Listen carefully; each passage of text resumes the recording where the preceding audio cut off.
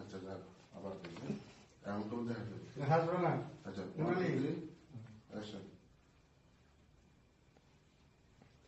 এখন দেখা যায় মা?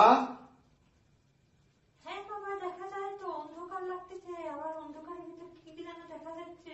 আমি আর এই জগতে নাই, মন ভরে দেখতেছি, মনে হচ্ছে যে আমি সেই গভীরে চলে গেছি। এই তো চিকিৎসা হয়ে গেছে তোর। চিকিৎসা সাকসেস। উঠেন আপা, উঠেন।